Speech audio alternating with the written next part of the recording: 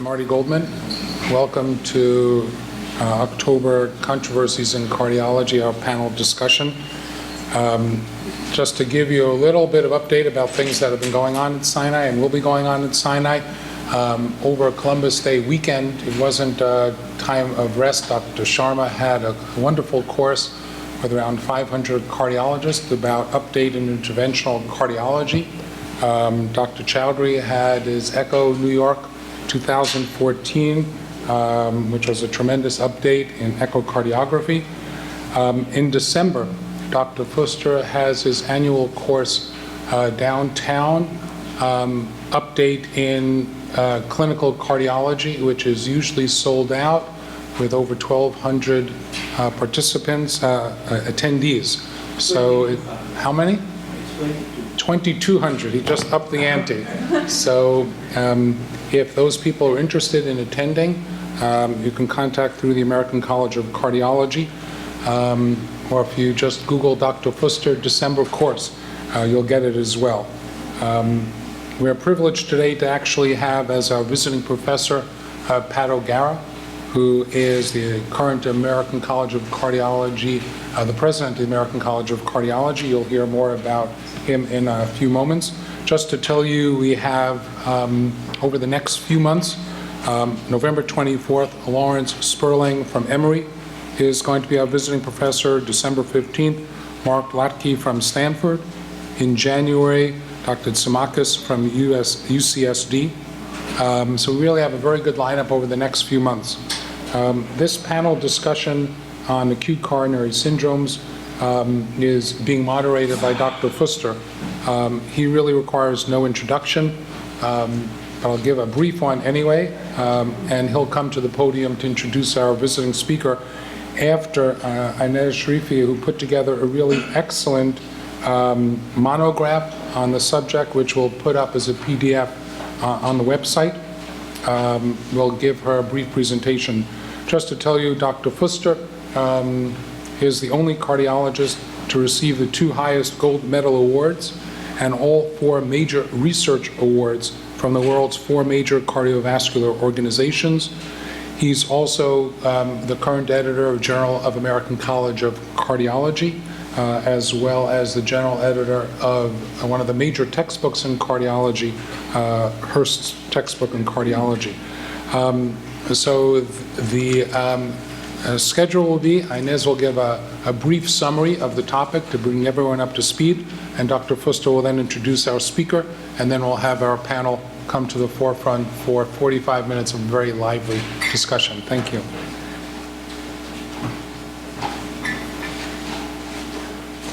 Good evening, everyone. My name is Inez Sharifi. I'm one of the cardiology fellows here at Mount Sinai Medical Center. I'd like to thank everyone for coming to this panel discussion, and in particular, thank you to Dr. O'Gara for joining us today. The topic of today's panel is non-culprit vessel PCI in STEMI, a paradigm in atherosclerosis and the vulnerable plaque. So I've timed my talk to about 6 minutes, plus or minus, standard error of me, actually. But essentially, I'll be answering 4 major questions. The first question is, why are we discussing this topic? As we all know, cardiovascular disease is the leading cause of death worldwide. Approximately every minute, 23 seconds, an American will die of a myocardial infarction. Due to the extensive disease burden, substantial efforts in the cardiovascular community have been directed at predicting and preventing cardiovascular events.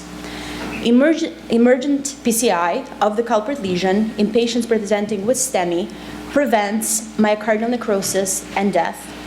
It is the gold standard of care, and it targets a single thrombotic site in the culprit artery. Other non-culprit stenotic plaques identified during the procedure are generally not stented at the time of PCI due to the prevailing opinion that they are innocent bystanders. However, with landmark advances in the interventional field over the past decades, including procedural techniques, adjunctive antiplatelet medications, second-generation stents, and advanced devices, many interventional cardiologists have questioned whether future MIs can be prevented if non-culprit lesions are stented. This is especially important since 40 to 65% of patients have multivessel disease at the time of PCI, and studies have shown that these patients have a worse prognosis. This brings me to the second question. Why discuss this today in particular? This clinical dilemma was recently brought to the forefront of cardiology discussions with the recent presentation at the 2014 European Society Congress in Barcelona of preliminary results from the CULPRIT trial. This study was undertaken in 296 STEMI patients, and it showed a 55% reduction in MACE at 12 months. This was a composite score including mortality, recurrent MI, heart failure, and revascularization. This corroborates the results of a prior study that was published last year in the New England Journal of Medicine, most notably the PRAMI study, which also showed highly significant results favoring preventive PCI by 65% and an absolute risk reduction of 14%. As the results of the CULPRIT trial are only preliminary, the real answer is still in flux. A search on the NIH Clinical Trials database, clinicaltrials.gov, produces 26 studies for keywords STEMI and non-culprit, and we look forward to additional data that will help answer this question. The third question is, what are some overarching concepts that could be derived from this? Critics have pointed to the methodology of these trials. However, an overarching concept is the fact that perhaps there are no healthy coronary vessels in a patient presenting with a myocardial infarction. Atherosclerosis constitutes the underlying pathophysiology. However, it is not enough to cause an MI. Many patient factors and environmental conditions are associated with an increased risk of ACS in a patient. Plaque rupture is the most commonly associated plaque morphology with an MI, and plaques that are prone to rupture are termed vulnerable plaques. The imaging world has gained much momentum in the identification of these plaques through the use of technologies which include IVUS, OCT, CT, cardiac MRI, and molecular imaging techniques. The intent has been to predict and thus prevent coronary events. However, the environment present in a patient with an MI has often been described as a perfect storm, with a myriad of molecular factors increasing the thrombogenicity and procoagulant state in a patient with risk factors. Although identifying the locations of vulnerable plaques in non-culprit lesions is important, this provides only a piece of the puzzle, and it is not clear whether it is the right piece. This is especially important since atherosclerosis is only one element in the acute coronary syndrome cascade, and as some studies have shown, patients with advanced atherosclerosis might never experience acute coronary events. And lastly, or the fourth question is, how can we apply this information? It is important to speculate whether, after controlling for all preventable risk factors and adopting a global atherosclerosis approach to patient care, coronary artery stenting of non-culprit lesions might be associated with improved mortality and decreased risk of myocardial infarction. Several committees are already reevaluating the recommendations with regards to non-culprit PCI at the time of STEMI. In fact, the American College of Cardiology has retracted its Choosing Wisely stance on the treatment of non-culprit lesions, although changes in guidelines are still pending. However, before the scientific discoveries are incorporated into patient care, additional RCTs will be needed to assess efficacy, improved imaging techniques to allow the operator to distinguish between high-risk lesions and innocent lesions in a timely and sensitive manner, and thorough risk factor modification given the systemic burden of atherosclerosis disease. In an era when we understand the molecular and cellular thrombotic complications of coronary atherosclerosis, our treatment armamentarium expands beyond focusing on single vulnerable plaques to a more patient-centered and systemic approach in patients with multivessel disease and thus advanced global atherosclerosis. Thank you. This is my summary of the topic, and now we'll come back.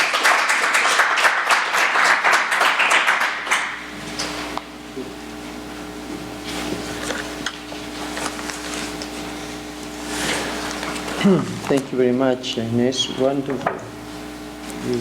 You had an excellent review, and I must say we will try to answer or to approach the 4 questions that you presented today. Well, I'm very pleased and proud, actually, to present or to introduce Dr. Patrick O'Hara.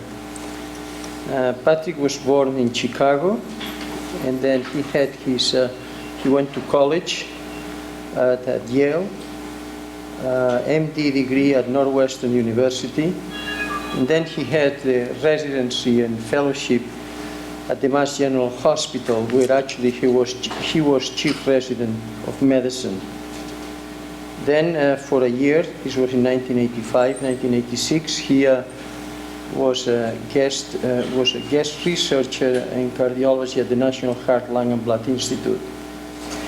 And then eventually he became part of the staff at the Mass General, where he became the head of the CCU.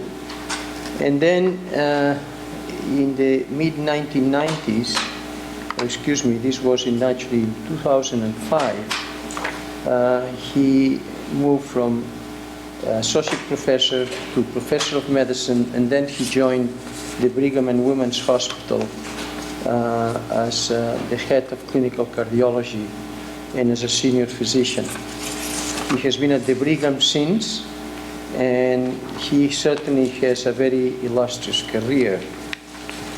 Now, from the point of view of his tremendous impact in the cardiovascular field, I can divide these in different sections, but we don't have a lot of time, but just to say that he has been a great contributor, not only locally, I'm talking about Boston, the Mass General, and at the Brigham, but certainly in the American College of Cardiology. He has been the chair of the Educational Programs Steering Committee, the chair of the ACCS AP Question Writing Committee, chair of the Task Force on Educational Programs Design, chair of guidelines, and then most recently in COCATS, he's actually the chair of the Task Force on Clinical Care Cardiology.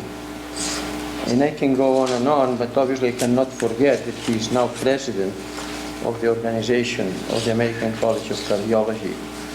At the American Heart Association, he has done similar things. Chair of the Executive Database Steering Committee, chair of the Council on Clinical Cardiology, chair of the Writing Committee, and so forth. And I cannot tell you how many groups he has been, not only as a chair, but at the same time, most important, as a contributor. In terms of, to me, one of the most interesting aspects of Patrick has been the editor-in-chief of the ACCSSP 7, 8, 9, and probably before. This is very important for anybody who actually takes the examinations. Honors and prizes, everything he has been, he had a prize. Yale, National Scholar, Medical School Commencement Address, invited speaker for the class of 1978, Roman DeSantis at the Mass General Clinical Scholar Award, at the Brigham Eugene Brownwell Clinical Teaching Award, and then Brigham Department of Medicine Mentoring Award, and then Mount Sinai Visiting Professor Award today. Now, his contributions are tremendous, actually. He's a person who inspires respect by his own lifestyle, and I'm talking lifestyle professionally. He has many papers in peer-reviewed journals, certainly between papers and chapters in the books and so forth, near 200. And certainly it's a pleasure to have Patrick here today, and I just want to emphasize that whatever I said is fine, but he is a very, very wonderful person, and a person who you can ask any kind of help, of any kind, and he will be there. And certainly any patient that I have that is ready to go to Boston, I know a name of who is going to see the patient. And any fellow who, whatever the issues are and is in the Boston area, is Pat O'Gara, the one who I ask for to give advice. Thank you very much for visiting us. Pat.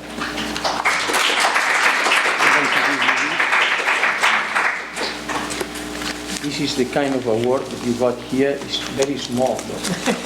This is not a big one. But anyway, here you have Patrick O'Gara, outstanding teaching wisdom and expertise as and Andy Sharma's, Dr. Sharma's father, with the endowment. Visiting professor in the Simon Dack Memorial Lecture. Thank you very much. Good. Good. Thank you. Well, yes, I just want to say a few words of thanks. I think what Dr. Fuster may have left out of the brief summary, which my late mother, of course, would have loved to have heard, is the fact that I worked for him for 2 years, an experience that was life-changing. And may all of you have the opportunity to be inspired to challenge yourself and reach beyond the normal boundaries of your comfort zone to make a difference. And for that, I will be forever grateful. The second point I would make is that these things pale in comparison to the importance of family. Another concept and principle that my mentor would have emphasized to me 25 years ago, as well as today. I'm very lucky that you can participate in this type of family, and may we all have opportunities like this to learn from each other. Thank you. Thank you. Thank you. All right, so all these experts now. Dr. Kinney, you sit in the middle. So Marianne, Dr. Kinney, Pedro, Jagat, and obviously Inés. Is Inés or Inés? Inés, Spanish.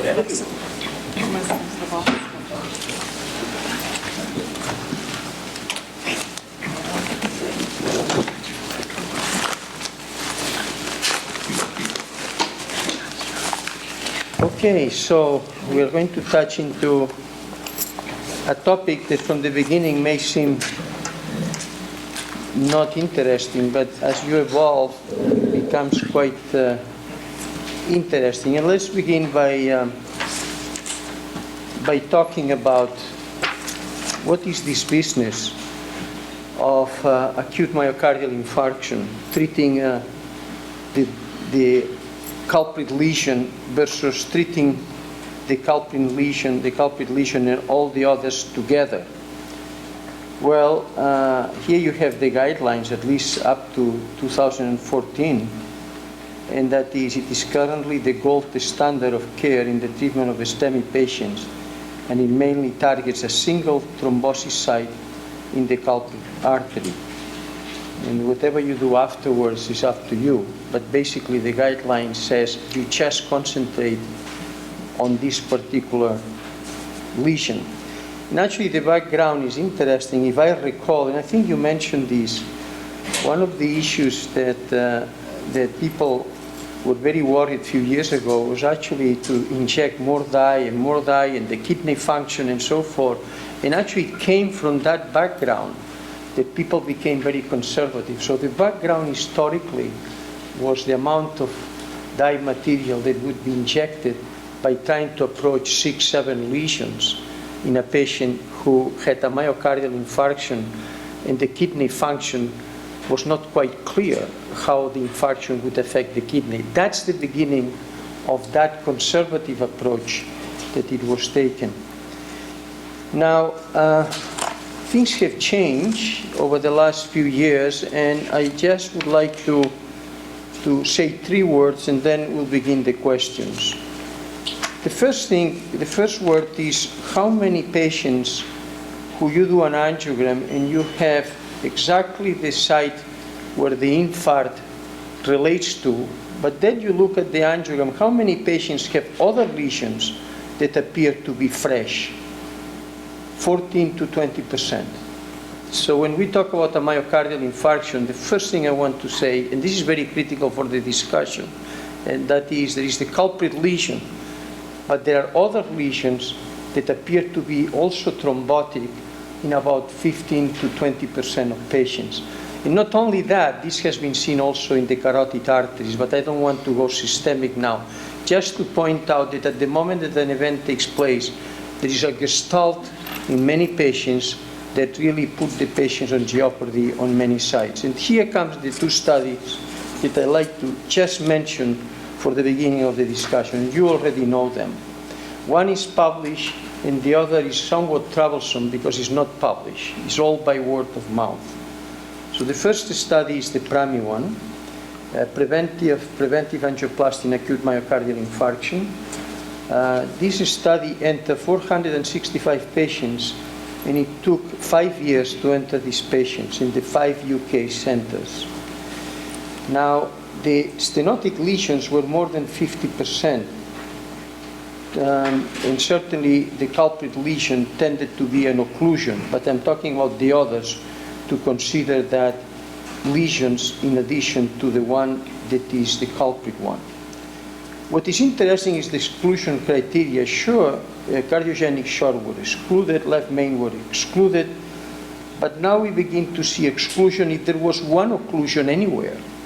How many patients have one occlusion when they come with a myocardial infarction? At least 30% have another occlusion, so patients out. So when you end up is with a group of patients which appear to be pretty good risk rather than poor risk, when you really analyze the exclusions. Results. And the results were 9 events in 100 patients in the group treated with a single approach, and 23 events on the others. Now, this study, the way it was presented, is a 65% reduction, relative reduction in terms of events by really doing all the lesions together versus one. That's basically what I want to say. The second study is practically the same. It's just been presented, the culprit study, in the European Society of Cardiology. There the lesions could be more than 70%, but they found a similar situation, 55% reduction in the primary endpoint. The primary endpoint is really recurrence of myocardial infarction, total mortality, heart failure, ischemic driven revascularization. So, but this means that after these two studies, one published and another unpublished, all these guidelines are going to change.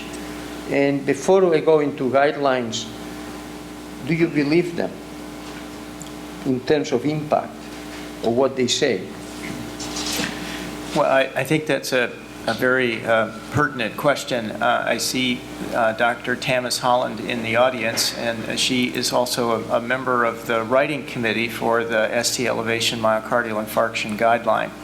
And taking one step back from the question you pose is another question, and namely that is, what is the level of evidence or the quality of evidence that can be learned from one trial or two small trials that would have enough of an impact to change a guideline recommendation that presumably has been made on the basis of a cumulative body of evidence that is larger than what it is that you're dealing with as new.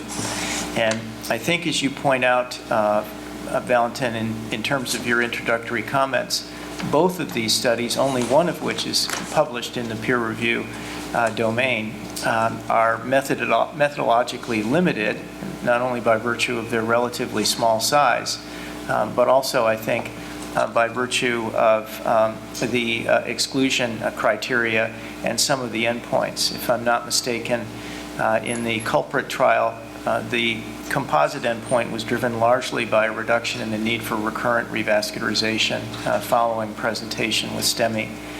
So there are concerns as to whether or not this constitutes enough of a convincing body of evidence to change the recommendation that currently stands namely to avoid non-culprit artery PCI at time of primary PCI in the absence of shock or electrical instability. And that recommendation was made on the basis largely of a variety of observational studies and some meta-analyses. These are randomized trials. They should be accorded more respect, I believe, for that reason alone. They're reasonably done, although there are some limitations.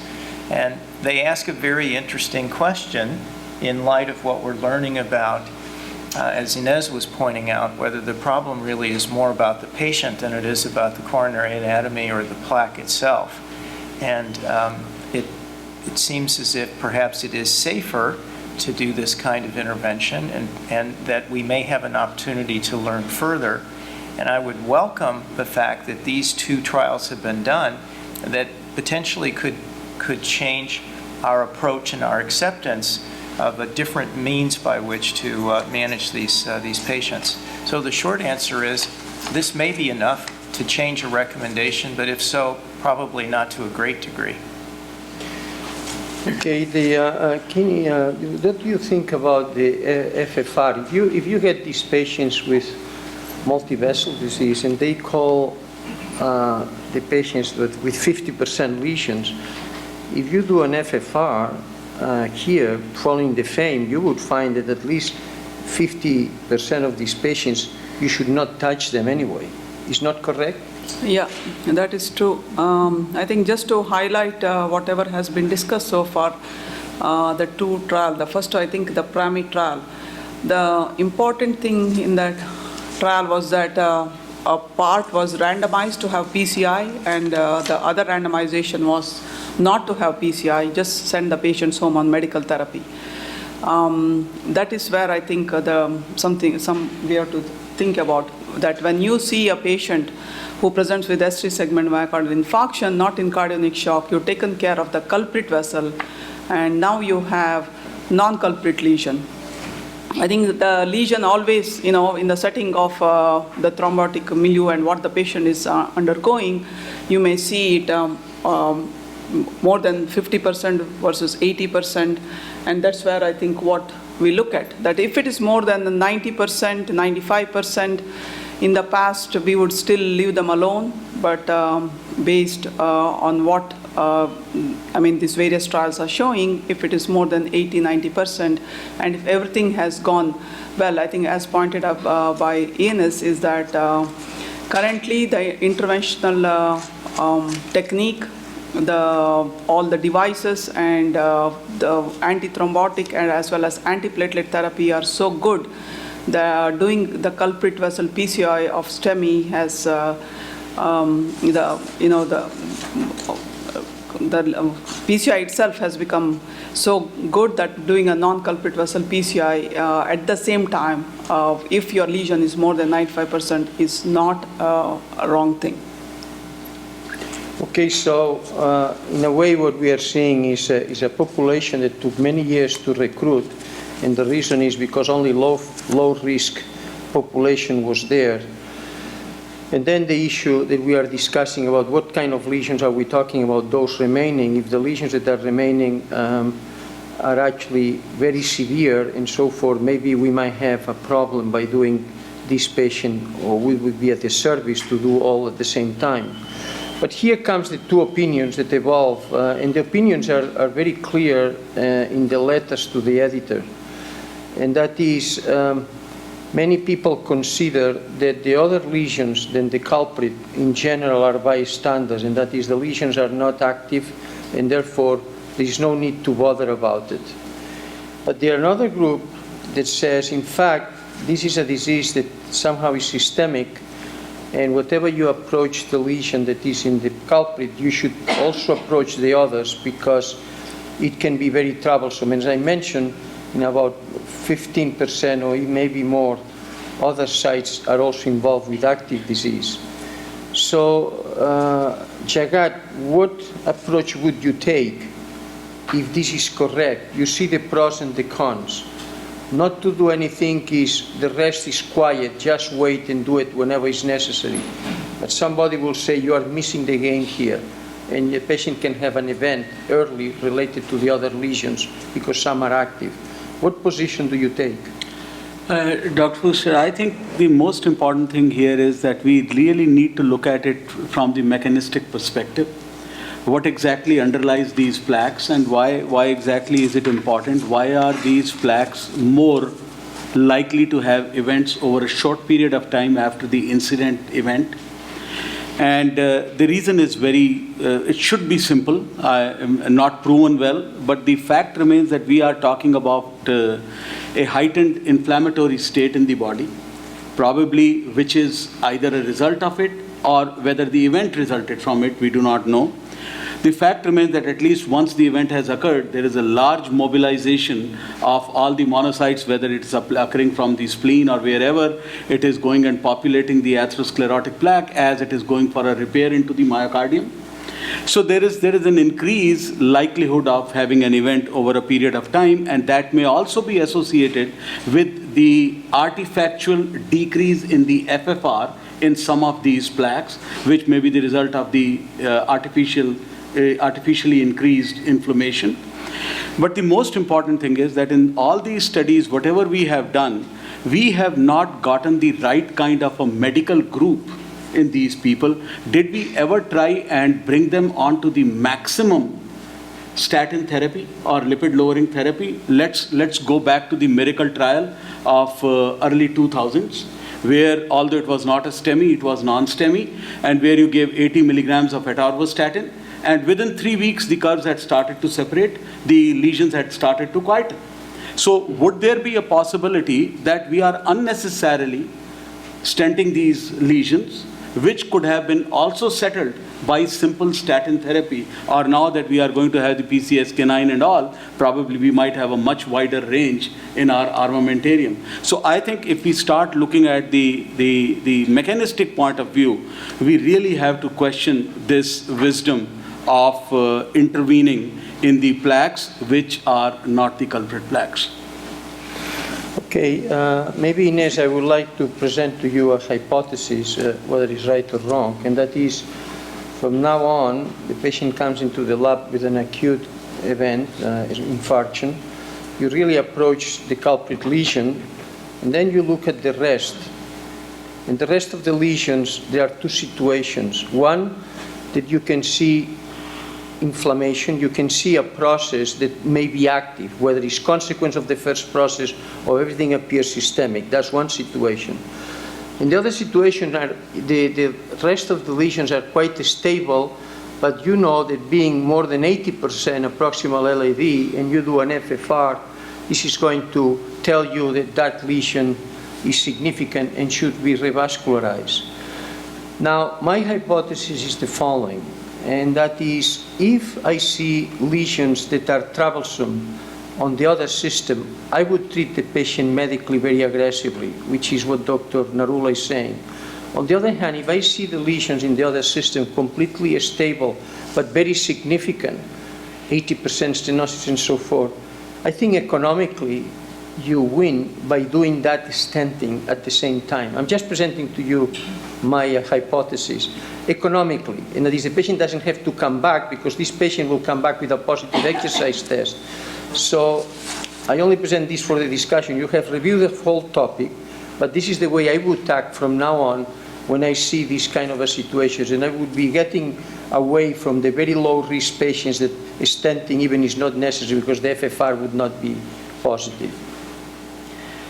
Well, certainly I agree with what you said, and taking a look at the literature, in myocardial infarction, the idea is that there is an inflammatory cascade actually that involves really the whole body, involves all the vessels.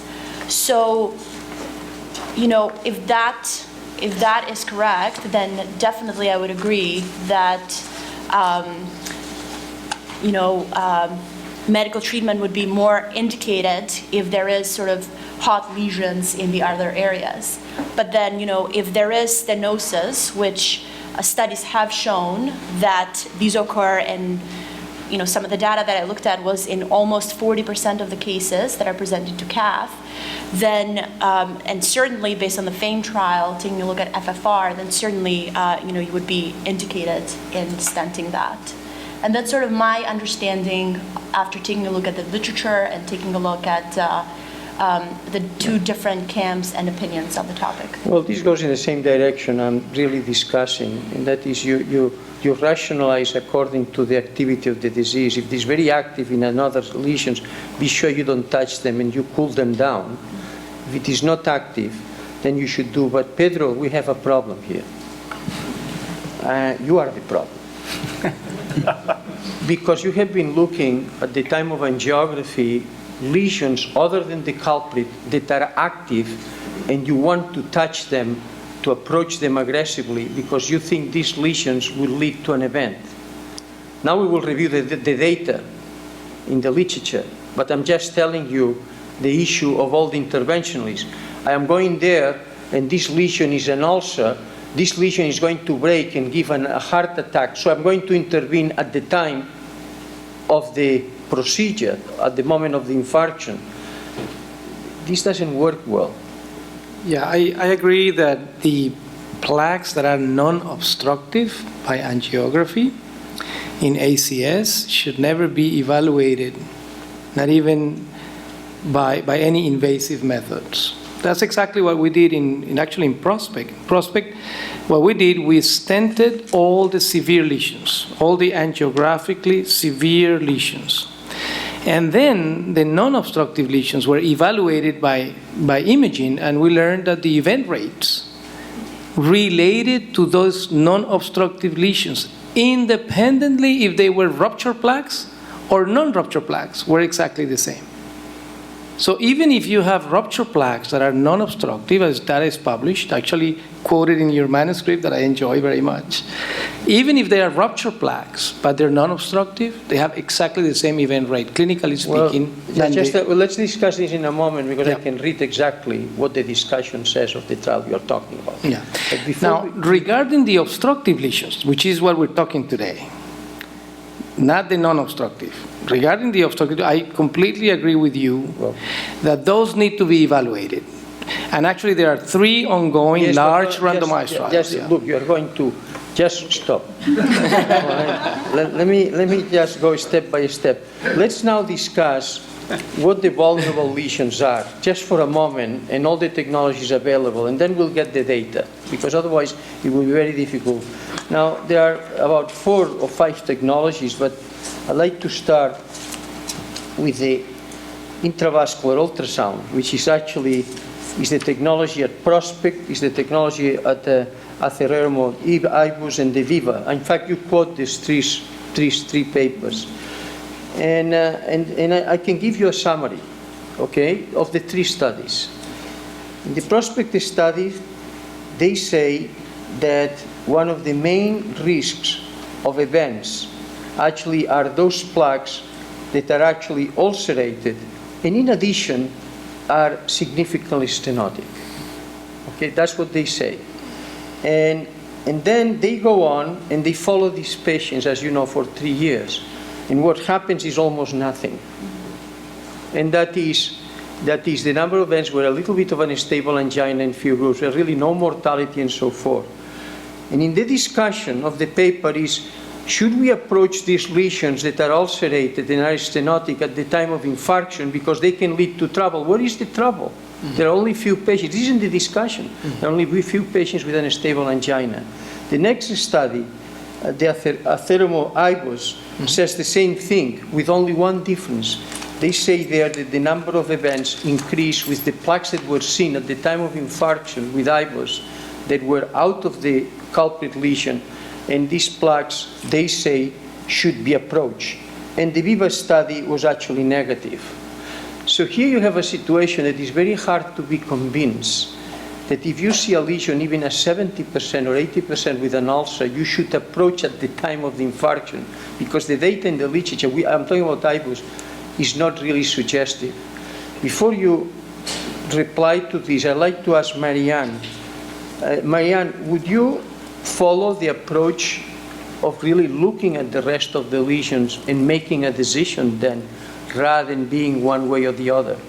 We are talking about if you see lesions that are troublesome, you leave them alone and you treat medically. If you see lesions that are very stenotic but stable, you may do the stenting and would be economically more feasible. Right. So one issue about the way the last two studies were run is that in real practice, you would do, up until now, you would do the culprit lesion, and then you would, if you had a 60-70% lesion, you would do a stress modality to see the ischemic burden. And in these two latest studies, the culprit study and there's no room for doing that. Those patients were sent out without that type of behavior of doing a revascularization. So I think that in the real world, that looking at ischemic burden for the intermediate level of lesions are still very important. And I think that there is going to be a role for further imaging. I'm not sure IVUS is the appropriate one right now, but I think that I agree with your ideas that in a very stable, low-risk population, because if, again, these studies the patients were randomized with fairly low levels of other morbidities, and they were almost in a low-risk group, but we're not talking about someone who has end-stage renal disease and diabetes is very complicated. But I feel that the studies give us some reassurance that if you have a significant occlusion in a non-culprit lesion, that it's safe to do those lesions and that you might not have to bring them back, as you said, economically. But again, in the latest two studies, there's no talk about what the pre-MI LDL levels were, what the pre-MI treatment levels were. We'll talk in a moment about And that's this, what's really yeah. important.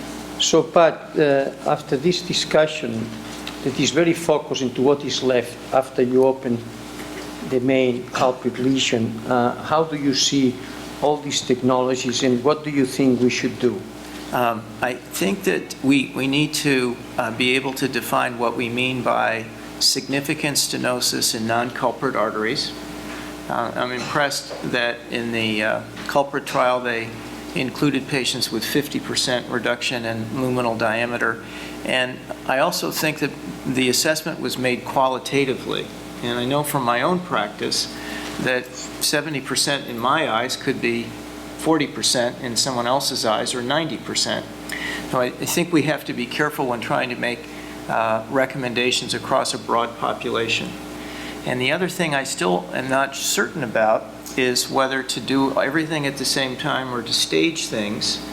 And the reason I would say that is just because of the concerns about both the systemic and coronary circulatory response in STEMI, and putting things in non-culprit arteries that could stir up problems then compared with 48 hours or 72 hours later, to get back to your point about taking care of what you think could be problematic before hospital discharge. So I think there's some unanswered questions, but the studies have really opened our eyes to consider something differently than before.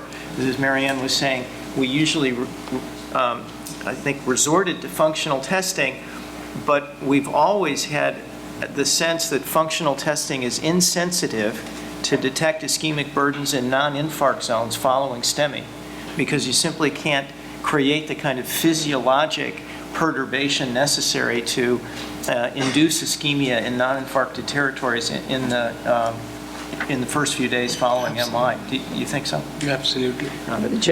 There are other techniques here, and actually the techniques that are interesting actually are OCT. But OCT, in my view, and maybe Pedro you can comment on, is a very interesting technology to really understand the lesion rather than start predicting what is going to happen. Is this correct? So that's why I mentioned ultrasound. In a moment we'll talk about CT. Is this correct? Absolutely. So it's more of understanding. I think this is a great technology, by the way.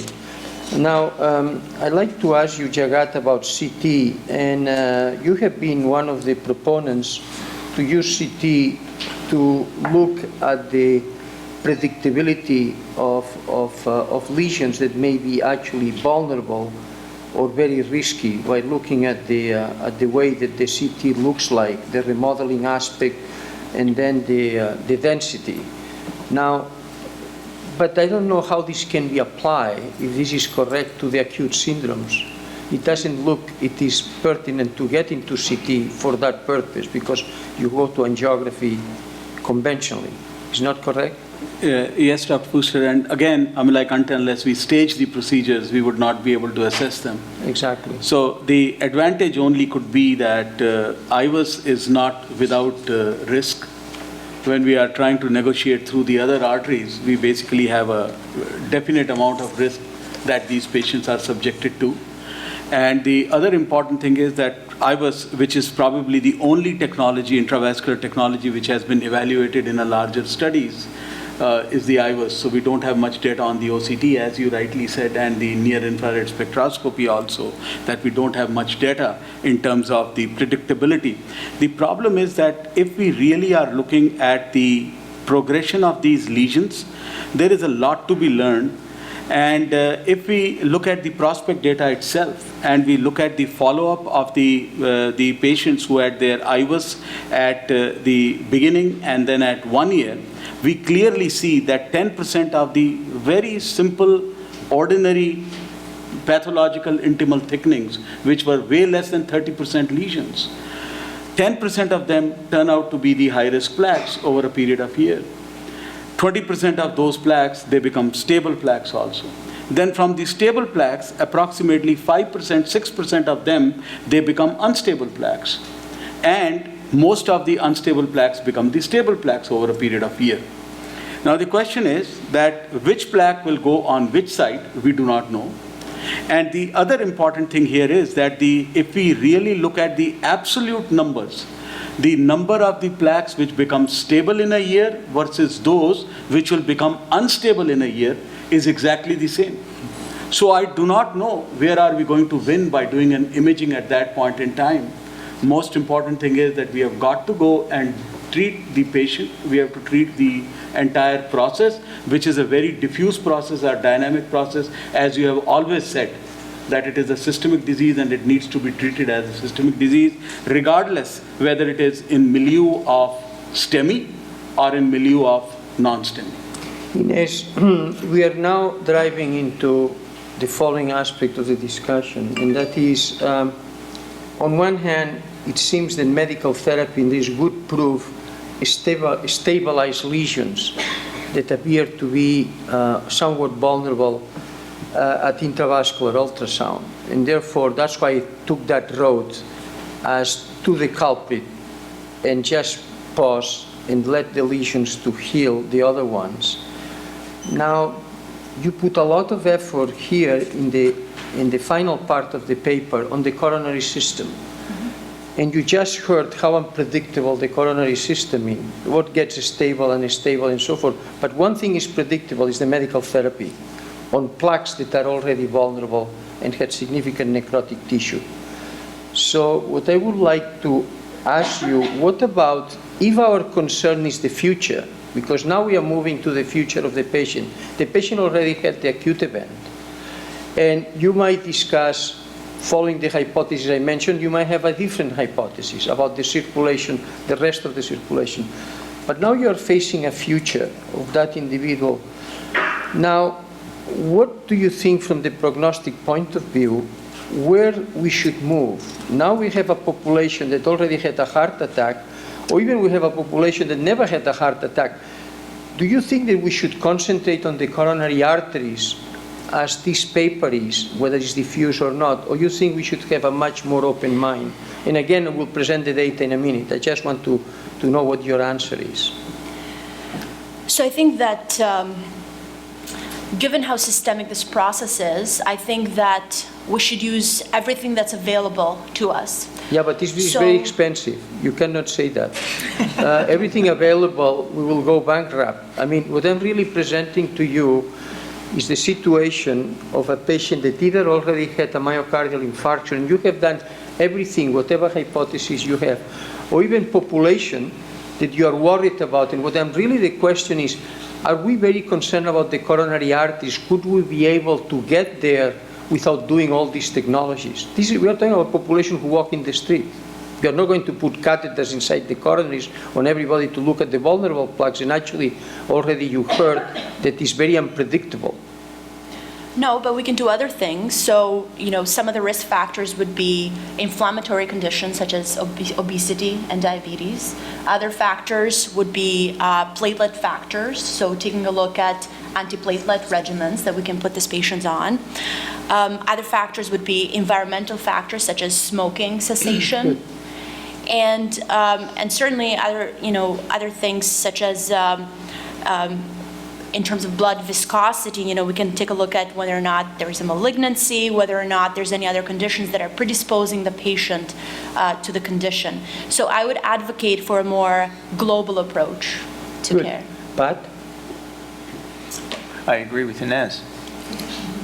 well, I think this is a critical issue. I think so. I'm trying to get my head around the notion that plaques that appear to be ruptured or plaques that are unstable at time of angiography may not be predictive of future events. This is what you're telling me? This is the point. Yeah. Very little prediction. Yeah. This is what we are saying. It seems that would be a paradigm shift for me. I would have understood or assumed things differently. Well, this is the data. This is why I try to present the data, and I will give the word to Pedro. Yeah. But the data with all these technologies is that all the trials are showing, yes, you see a lesion that is ulcerated. This is going to be a big trouble. And then you Absolutely. have an infarct which is in the head and has nothing to do with the coronaries. Right. Or you don't have anything. And this is really what the data is showing, Pedro. So we have to emphasize that it only applies for non-obstructive disease on angiography. And this is related to the triad of virtue, who said not only endothelium dysfunction or procoagulability that you have in acute syndrome, but also the geometry. So for non-obstructive angiographic lesions, going after vulnerability or rupture plaques have no impact in the follow-up after 3 years in the prospect trial.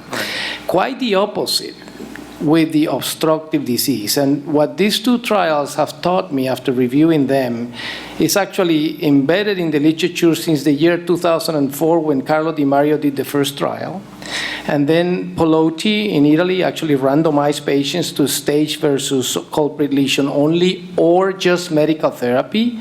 And then the New York database that published in 2,000 patients that if you don't fix the non-culprit severe lesions, you have increased mortality.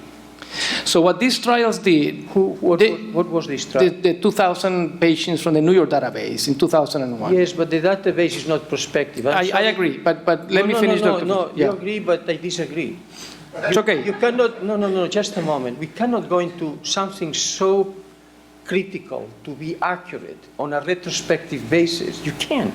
You have to go prospective. And what I presented here, the prospective study. Yeah. Taking away the new data, so no confusion. The prospective randomized data that is published on the non-culprit lesions in acute MI, obstructive disease, all of them have shown that if you leave them for medical therapy, you have more events and more mortality.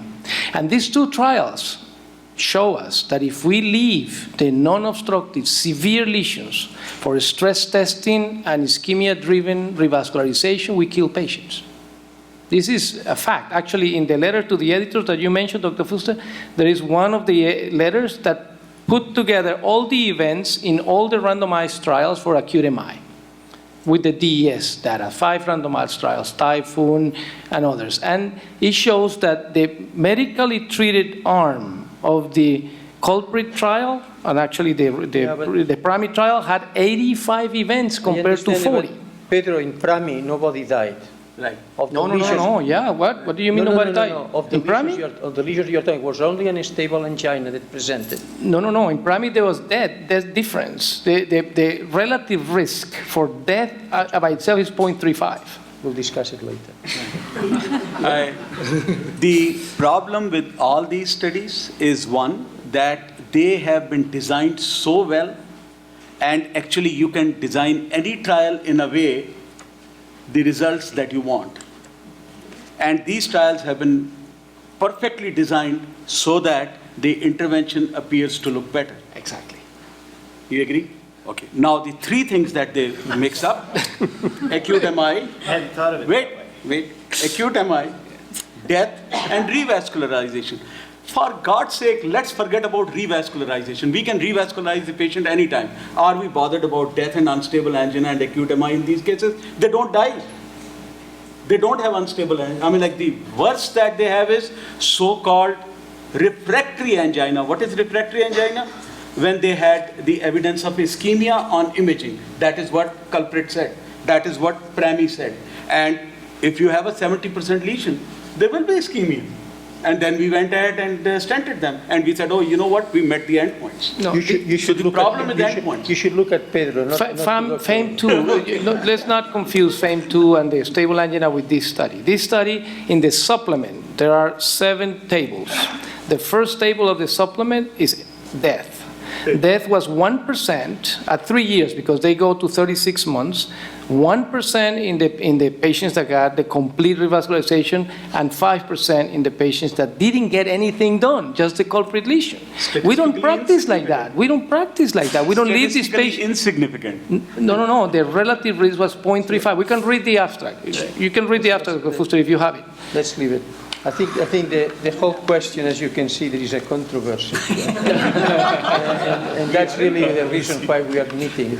And obviously there are many points of view, but I still think that we should use a lot of judgment and a lot of medical therapy on lesions that are at the present time appear to be either vulnerable or whatever. This is really the message. Later on there may be some disagreements, but I don't think we are doing a good job. Actually, I just like to mention that we finished a study which was for the polypill, in which we look at 2,000 patients. This was prospectively done in 5 countries who had a myocardial infarction. And all these patients had actually the culprit lesion open. And what is interesting is that the patients who stopped taking the pills at about 6 months were close to 60%. So what I'm really getting at is anything we discuss here is very pale compared with the lack of consciousness of what medical therapy can do. And that's how the polypill came in. But this is our Focus 1 study. It was just published yesterday. And this is the reality. And this was actually absolutely prospectively done. Now, having said that, now we get into something that is quite important, I believe, and that is what we do with the people walking in the street. What I'm really asking is the following question.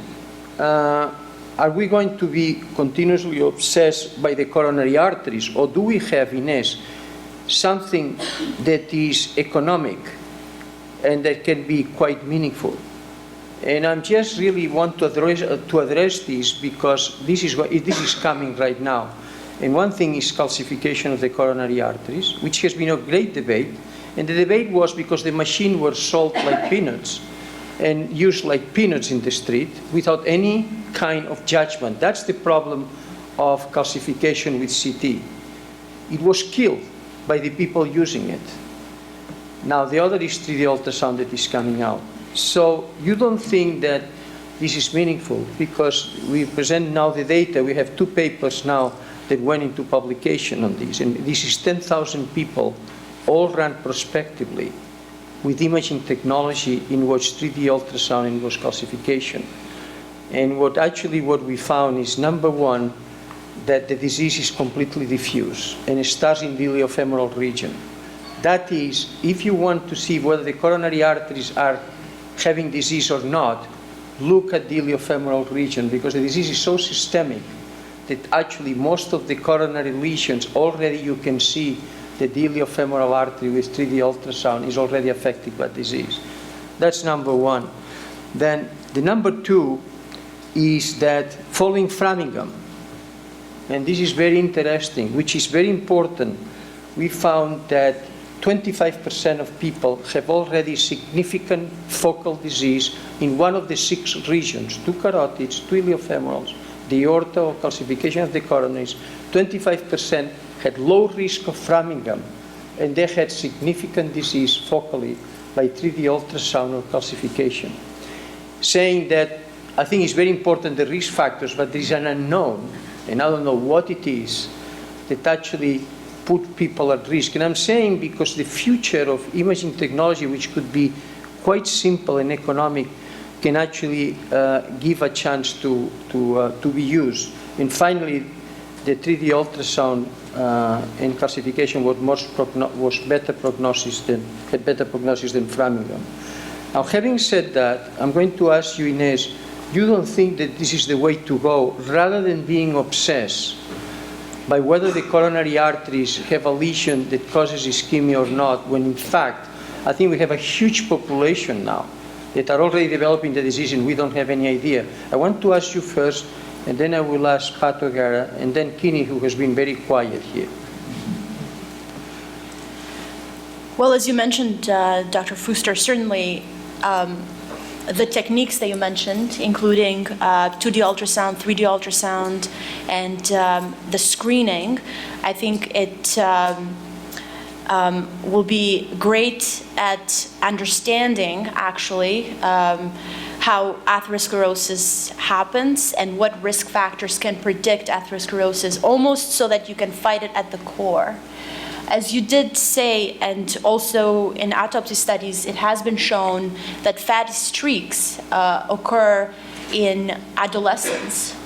So it occurs very, very early. And certainly screening for it and trying to figure out what factors are associated with it, what factors increase the progression and what factors protract would be a more population-based approach. And I think that would be sort of, probably the key to all of it. And that you could apply to population. Pat, it's just to change gears a little bit and moving from a local system, which we are all bothered about, to what the general population carries on. This is like sudden death. Yeah. You all know the graphs of sudden death. The sudden death is the highest when you go into an overall population, and the lowest if you go to just the people who are at risk when you look at the proportion of the world. And what I'm really presenting is a similar concept, that it's better we go to the world that being also completely concentrated on the patients with coronary disease. Go ahead, Pat. No, I agree. I think you're also pointing out the inadequacies of the multiple risk algorithms that are currently in place and the gaps in our understanding of what constitutes risk based on genetics, based on environmental influences. And I would hope that in the future we can look back at Framingham and marvel at its simplicity in doing a reasonable job but not an adequate job. And that with information that could be obtainable easily with big data or some iteration of that, we can become better informed as to how to predict risk for populations without the need for imaging completely. And that would be my hope. Imaging is going to be too expensive, and it would not be useful at a population level. But what would happen in South Africa that would give us better insights, for example? I know that Tom Gaziano was there with Lionel Opie, looking Clive here, looking at how do you assess risk in patients whom all you can do is measure waist circumference and blood pressure and maybe a finger stick glucose in the field. And if we can think simply like that and fast forward this kind of metabolic, environmental, genetic kind of screening, perhaps we're going to be able to then target populations for whom intervention would be most useful. Kinney? For population screening, I think I'm the wrong person to discuss on that. But I just want to probably, whatever has been discussed, would like to add that in asymptomatic population, like you mentioned, people walking on the street, what would we do? Based on what data we have, there's probably no tests that we can have, but at least what we could do, like just discussed, the most important is if you have to screen, but more important, talk to the patient. If they're totally asymptomatic and do not have any family history or any risk factors, probably leave them alone. But if there are risk factors and there's a family history, which is very important based on their age, then only you start screening as just mentioned. Marianne, you know what happened, and I will ask you, Gerard. Marianne, you know what happened? That when we show the arteries to people who were developing the disease, they didn't pay attention to, they felt well. So it's like 60% of people stop taking the pills after a myocardial infarction. The same, if you show for a month, is a very troublesome situation. After that, people just forget about it. So I think we are in an epidemic in which maybe these imaging technologies which we try to convince people are actually not working in that regard, and I'd like to know your opinion about it. No, I've seen other literature that showed sometimes showing calcium scores to patients did have an impact. So it's all about readiness to change and behavioral modification, which is, as you know, is very, very difficult to attain in the general population. But I think that's one of your focuses in starting with young children and working through adolescence of what health means and how to change from an early age. So, Jagat, we are moving from the heart to the brain now.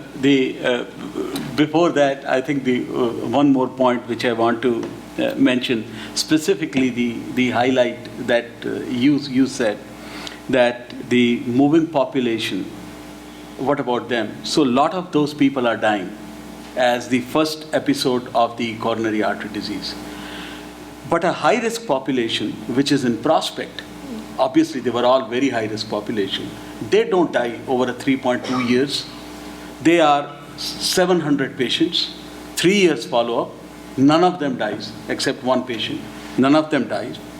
And on the other hand, in the population, there are so many people dying. What does that tell us? I think the best outcome of the Prospect in my mind was that the medical therapy is an effective therapy. Because these are the people who were treated better than anybody else. So Prospect, in my mind, is the victory of a medical therapy rather than anything else. It's a good point. Pedro? Yeah, in your initial point, I think imaging has a great opportunity to reclassify patients that Framingham failed. As we know, the great majority of events occur by numbers in the low-risk population and then in the intermediate risk. 90% of the events in the community occurs in the low risk and in the intermediate risk. So then Dr. Branwell wrote this beautiful editorial to Jagat, who chaired that supplement in JAC in 2006. And he asked, what do we ask for the imagers? And he reclassified in the pyramid the low risk, intermediate, the high, and then at the cusp of the pyramid, he put the super high risk. And how did he define super high risk? More than 15% events per year. You know, low risk 0.5, intermediate up to 2, and then high risk greater than 2. Here is greater than 15% per year.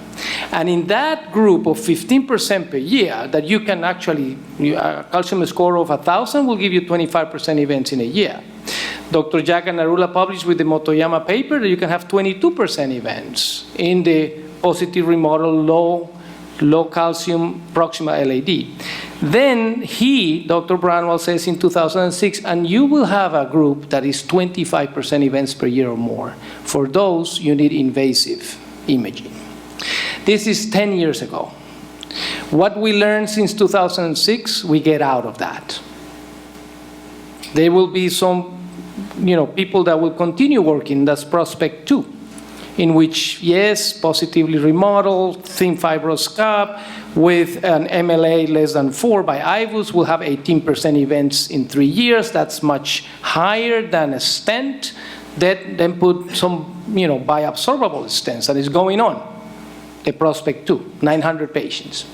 But we learned that no, going after these non-obstructive lesions, this is why Prospect has such a great outcome, because the culprit lesions and the obstructive disease was taken care of to start. It is the obstructive disease what really has an impact. And therefore, analyzing by Dr. Fuster's ideas, both in the elderly greater than 65 or in the young with the PESA, to identify the super high-risk population, give a great question mark. What are you going to do with them? Okay, give them statins. Yeah, so what? What is the risk reduction in this super high risk, 25% per year with the statins? this is where we are heading to if we fast forward in the next 5 years, what imaging will do to the clinicians. Okay. Pat, a last word before we open this for discussion. Oh, I think, Jagat, you had a question or you had a comment? No. Pat? Well, I think we've all learned a lot. It seems to have to pay attention to the systemic implications of coronary artery disease, and that we need to be cautious about interpreting the results of the two trials that have been highlighted to make sure that any change in recommendations would meet with clinical judgment. Thank you. Comment, Kini? I think based on what the topic we started, which was non-culprit vessel PCI in STEMI, which what would we do if a patient presents to the cath lab, is you would take care of the culprit vessel. And then what happens if you have a patient with a non-obstructive lesion, which we are talking less than 50%, would be that patient will go on good medical therapy, which would include 2 antiplatelet therapy, statin, beta blocker, or a ACE inhibitor based on the LV function. The question comes is, if you have a lesion which is more than 70%, which is then what you do. Again, 70 to 80, that's the time maybe we have to consider FFR, do the vessel or leave it alone because it's questionable. One definite which all the interventionalists are thinking right now and changing the practice is that if you see a 90% lesion and you have done the culprit vessel PCI safe and the patient is stable, no signs of cardiac shock or electrical abnormality, nothing wrong in going ahead and taking care of that non-culprit lesion, and if at the same setting, rather than wait for 3 to 4 days, which will be both in this particular country will be definitely 2 things that we need to look at is that the length of stay and financial burden if you are doing 2 procedures in one during that admission versus you take care of the culprit vessel with 1 extra stent and you'll be done with during that cath procedure. That's what the take-home message. I think it's a that I great would summary. like to give. Can I ask you, and what about if that 70% has an ulcer? You do an intravascular ultrasound, and this is the only question that is left here. What about if this remaining LAD, mid-LAD, 70-80% has an ulceration? Would you do it at the same time? I mean, that's where we don't know.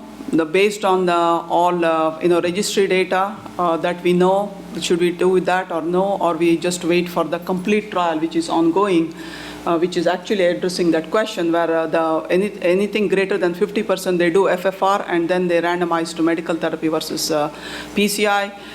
If you see an obstructive lesion, you could probably do the intravascular ultrasound and then based on what it shows, you could make a decision. But there's no hard and fast rule between 70 to 80%. I think that's where the question is most likely. One may say, don't touch it, treat medically. Others would say, just take care.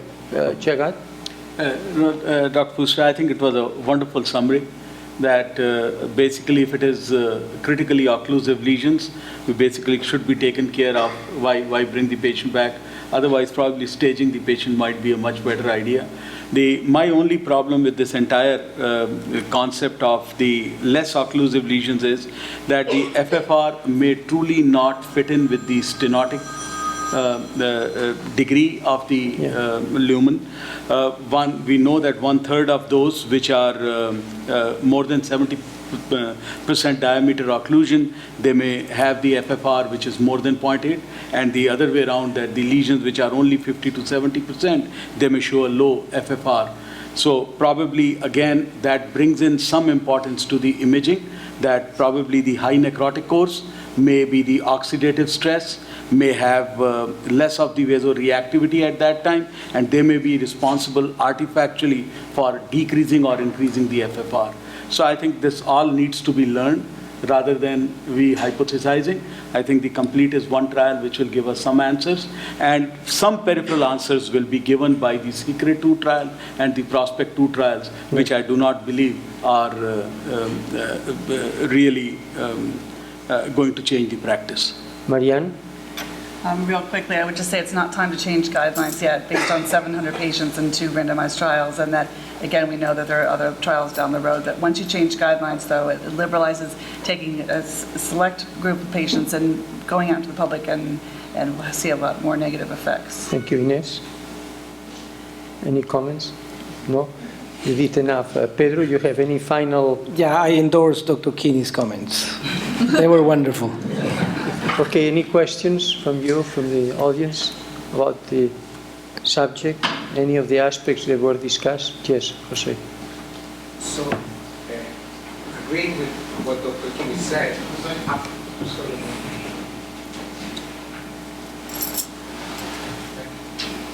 agreeing with what Dr. Kinney said, at this point, is there any reason to do an IVUS in a non-culprit significant lesion? If you have done an FFR, the patient came with a right coronary MI that's open, now we're dealing with LAD, which had an 80% lesion, the FFR says is significant, we're going to intervene anyway. Do you have to do an IVUS?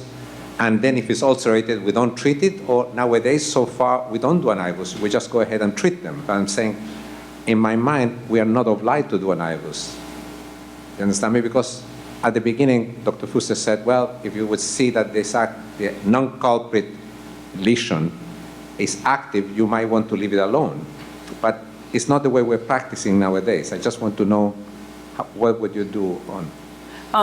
I think a good question, that if you have a 70-80% lesion, what is in the guideline, this is, we're talking about for a stable, not so much so for unstable patients or acute MI, that what's in the guidelines and what is probably should be done is a physiological testing.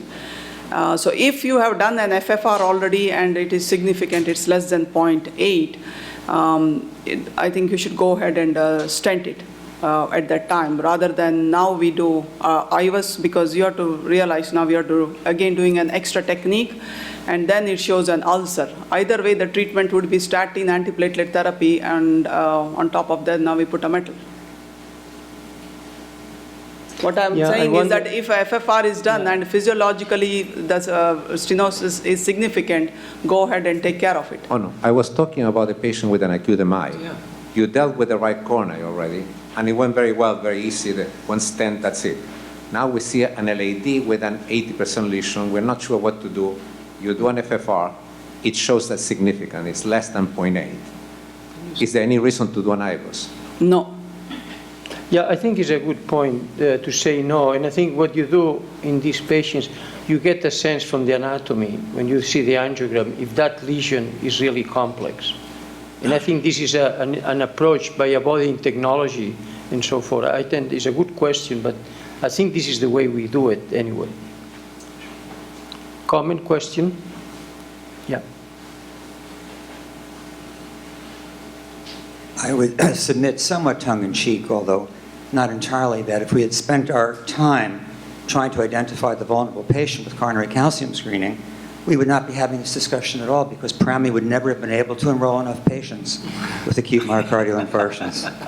A little bit tongue-in-cheek, but I really think the technology has been around for a long time. The data is extraordinarily robust, and for reasons that still remain obscure to me, aside from the initial introduction and the commercial sides of it, it has not yet been adopted by our societies and recommended with enough vigor.